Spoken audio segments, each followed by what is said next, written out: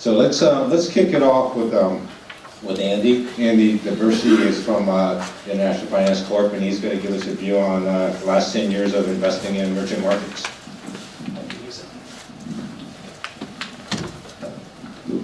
Is there anything that stands here? No. Okay. I had two questions from my bosses when we started investing in fintech. One was exactly what Dixon said. Do we have enough money to make a dent in this industry? And the other one, which was contradictory to it, was, well, how big is it?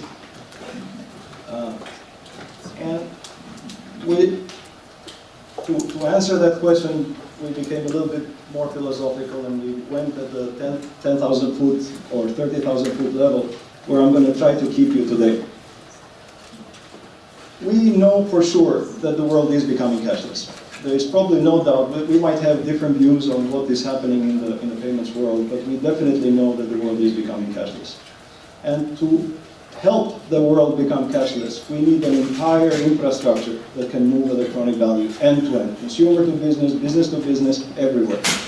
And with as little friction as possible. That infrastructure today exists in bits and pieces. But there is still a lot of pieces that are still empty, especially in emerging markets where I operate. Once that infrastructure is in place, the second piece of our thesis is that financial services industry, the way it is today, cannot possibly stand. The financial services industry was set up 300, 200 years ago in the configuration we know today. Its products are virtual. We know exactly what happens to the industry with virtual products before. They have to change, they have to revamp. The other thing that will happen once the payments infrastructure is in place, once a good, sophisticated, and ubiquitous payments infrastructure is in place, there will be transformation in all other industries. We've seen that in distribution, we've seen it in utilities, we've seen it in retail. I'll speak a little bit about this, but largely I'll leave this topic unanswered unless somebody is curious, and through the Q&A we can cover it. Why do we think there is such a big transformation that is happening? Well, at the core of any economic system is a transaction. We buy and sell goods. That is the substance of a scarcity economy. Right? Because of scarcity, this is the biggest puzzle in commerce. Party A and Party B transact with each other. One gives goods and services, the other pays money. There is a lot of innovation that's happening in the delivery of goods and services. Especially in the past 20 years through e-commerce, we've seen how channels of delivery, how ways of delivery, how processes of delivery can change drastically. That same innovation is happening in the payment side, and it has to happen in the payment side to keep up with the innovation that's happening in delivery. People talk about the revolution that is happening in financial services industry, how once we set up payment systems, etc., we will deliver insurance, we'll deliver savings, we'll deliver, well, savings, insurance, loans are goods and services of the financial services industry. They will be delivered through the internet. The question is, how do we pay for them?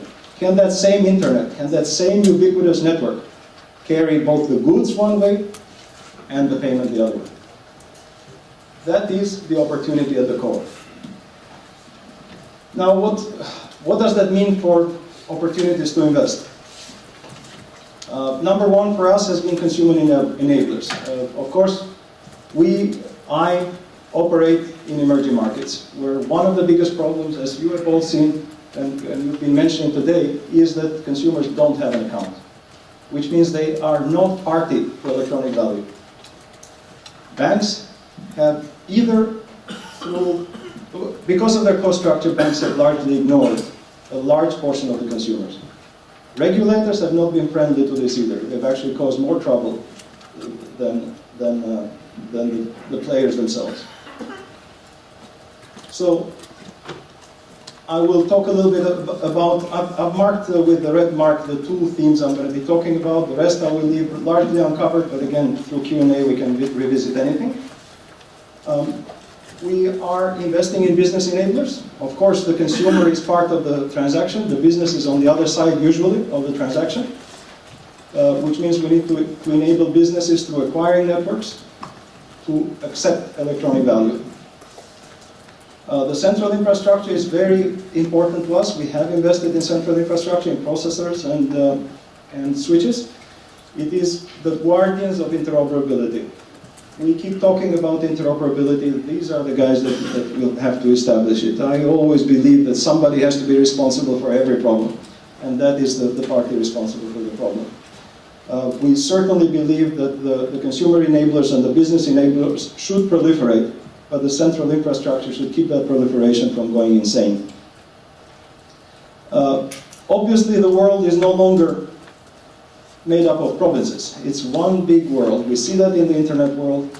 We need to transact across borders. So there is cross-border players that we have invested in, cross-border infrastructure, and we believe that that will also proliferate as global integration happens.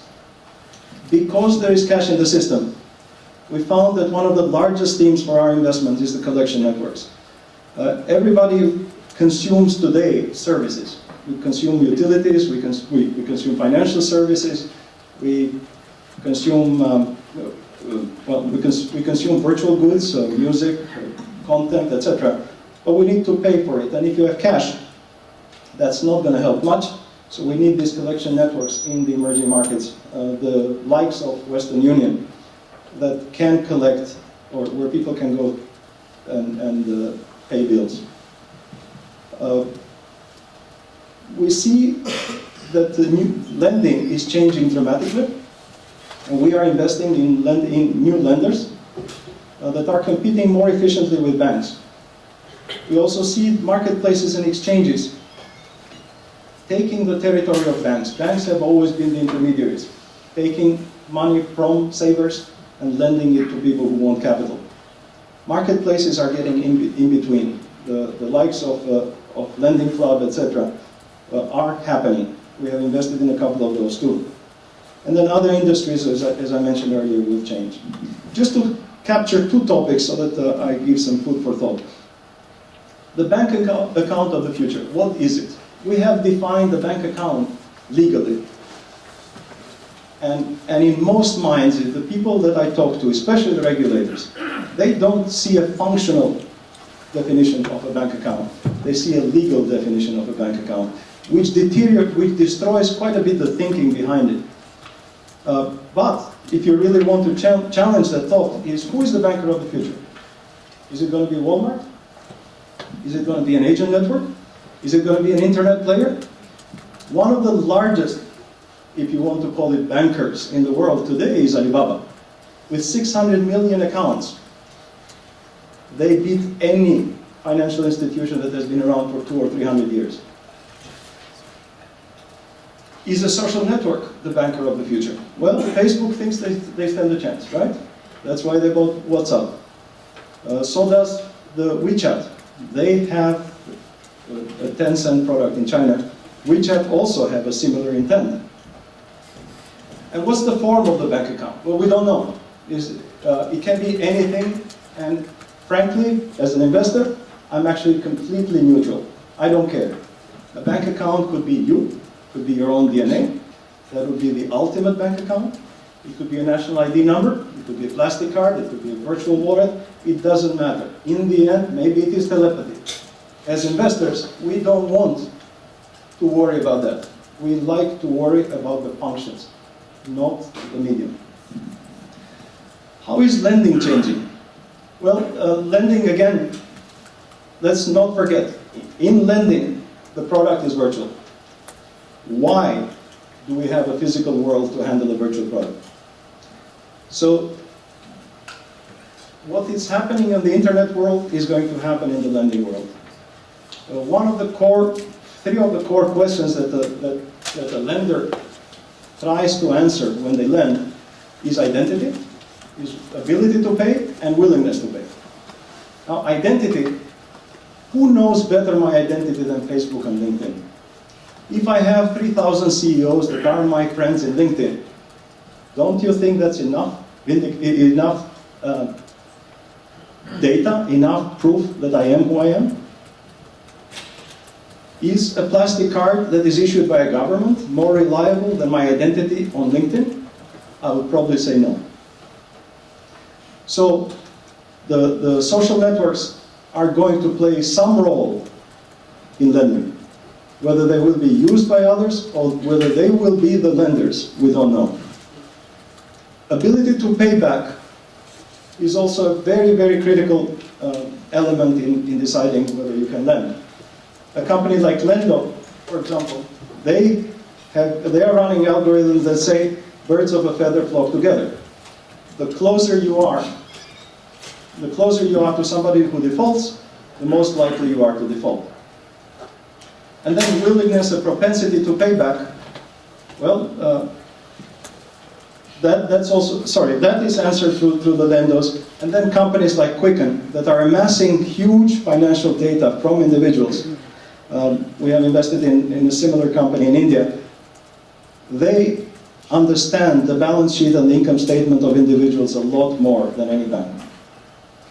We have companies that are changing the concept of what is a viable amount to lend. Would anybody think in this room that a dollar loan is viable? Well, probably not before, but we have a few companies now that are lending less than a dollar, very, very profitably, in millions and millions of loans a day. So these are companies that, for the moment, they lend prepaid minutes. For somebody who has used a prepaid phone, they understand how irritating it is to be in the middle of a call, in the middle of the night, and run out of airtime. Companies like Konza or Tiaxa, they lend you that $1. What is the collateral? The collateral is the phone number. If you've been using that phone number for a year and a half, you're not willing to give it up for $1. And if you don't repay, that number will never exist. So viable amounts are changing. The viable amounts, the pricing, the flexible payments are changing, etc. Some food for thought. Can the financial services industry remain as is for long? I'll give you this slide. What happens to Blockbuster, Hollywood, when videos became virtual? What happens to Borders and Barnes & Noble when books started being published in Kindle? What happened to Tower Records and Best Buy as Amazon started selling videos and music? On the left side, you have companies with limited hours of operation, no idea of who their customers are, limited product catalog, out of stock all the time, hassle, inconvenience, etc. What's on the right is all the benefits of e-commerce, 24/7, knowing exactly who the customer is. Netflix, the moment I open the account, it tells me you've been watching these movies, you must like this one. Many free products, very low prices. The banks are not there yet, but they are coming, right? So banks have the same curse. Limited hours of operation, they don't know who their customers are. They're limited product catalog. They're out of stock. They always have limits as to how much capital they can invest. While on the other side, you have the new players that are coming and chipping away at their domain, that have none of those restrictions. The other thing to think about is what is the future of the banking system, right? So once banking and money as we know it is actually quite young. It's 200, 300 years old. The banking domain is being chipped away on two sides. On the deposit-taking side, a lot of the companies that we mentioned, the prepaid companies, the mobile wallets, any of those players are shrinking away the deposit base. And on the other side, the alternative lenders, and more importantly, the marketplaces, where lenders, so basically savers and borrowers, come together directly without intermediation. I will wrap it up. This is what we have been doing. We've been, in a way, the investor of choice for fintech and payments in the world, in emerging markets. We have the largest portfolio. We have about 18 companies in our portfolio, and we're adding about 8 or 9 a year. We consider this industry a little bit tricky because it requires deep domain knowledge in technology, financial services, retail and distribution, e-commerce, and regulatory. And it takes a little bit of skill to build these kinds of teams. But once you do, the opportunities, especially in emerging markets, are phenomenal. And we are seeing that through the returns. This is a quick view of our portfolio. It's a bit dated. We have about 3 or 4 companies more. And I'll leave you